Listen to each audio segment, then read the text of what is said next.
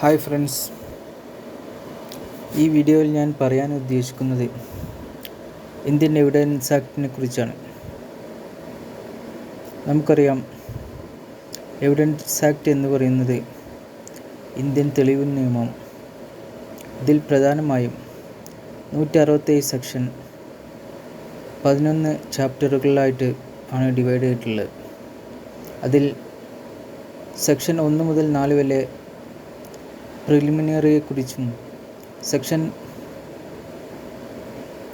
5 മുതൽ 55 വരെ relevancy of ഫാക്റ്റിനെ കുറിച്ചും 56 മുതൽ 58 വരെ facts which need not be proved, 59 മുതൽ 60 വരെ ഓറൽ എവിഡൻസിനെ കുറിച്ചും 61 മുതൽ 90 വരെ ഡോക്യുമെൻ്ററി എവിഡൻസിനെ കുറിച്ചും 91 മുതൽ 100 വരെ exclusion of oral evidence by documentary എവിഡൻസിനെ കുറിച്ചും 101 മുതൽ 114 വരെ ബർഡൻ ഓഫ് പ്രൂഫിനെ കുറിച്ചും 115 മുതൽ 117 വരെ എസ്റ്റോപ്പലിനെ കുറിച്ചും 118 മുതൽ 134 വരെ വിറ്റ്നസിനെ കുറിച്ചും 135 മുതൽ 166 വരെ എക്സാമിനേഷൻ ഓഫ് വിറ്റ്നസിനെ കുറിച്ചും 167 ഇംപ്രോപ്പർ അഡ്മിഷൻ ഓർ റിജക്ഷൻ മുതലായ ഡീറ്റെയിലായി ഇന്ത്യൻ തെളിവ് നിയമത്തെക്കുറിച്ച് ആണ് 1872 എവിഡൻസ് തെളിവ് നിയമം പ്രതിപാദിക്കുന്നത്. സർ ജെയിംസ് സ്റ്റീഫനാണ് ഇന്ത്യൻ എവിഡൻസ് ആക്ടിൻ്റെ ഫൗണ്ടർ. ഇതിൽ പ്രധാനമായും നാം പഠിക്കുന്നത് എങ്ങനെയാണ് ഒരു ഫാക്റ്റ് അത് പ്രാധാന്യം അറിയിക്കുന്നത്, എന്താണ് ഓറൽ എവിഡൻസ്, എന്താണ് ഡോക്യുമെൻ്ററി എവിഡൻസായി വരുന്നത്, ഡോക്യുമെൻ്ററി എവിഡൻസിൽ പ്രൈമറി എവിഡൻസ്, സെക്കൻഡറി എവിഡൻസ് മുതലായ കാര്യങ്ങളുണ്ട്. സാധാരണ ഒരു സെയിൽ ഡീഡിൻ്റെ ഒറിജിനൽ അത് പ്രൈമറി എവിഡൻസായും അതിൻ്റെ ഫോട്ടോ കോപ്പി സെക്കൻഡറി എവിഡൻസായും കണക്കാക്കുന്നു. പ്രൈമറി എവിഡൻസാണ് പ്രധാനമായും കോടതികൾ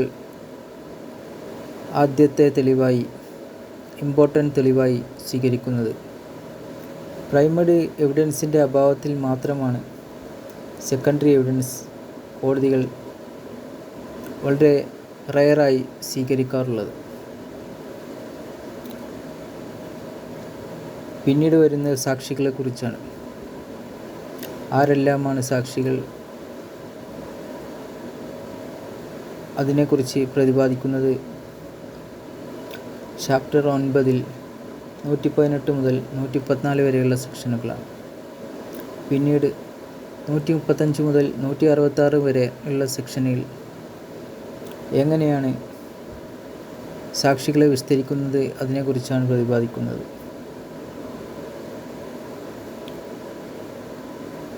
ഇങ്ങനെ എവിഡൻസ് ആക്ടിൻ്റെ ഇന്ത്യൻ തെളിവ് നിയമത്തെക്കുറിച്ച് വളരെ കൃത്യമായി പ്രതിപാദിക്കുന്ന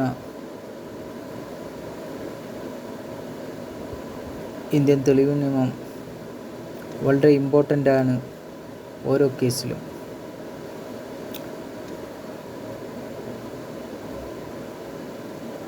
ഒരു കേസ് തെളിയിക്കുന്നതിന് കോടതികൾ പ്രധാനമായും തെളിവുകളെയാണ് ആശ്രയിക്കുന്നത്.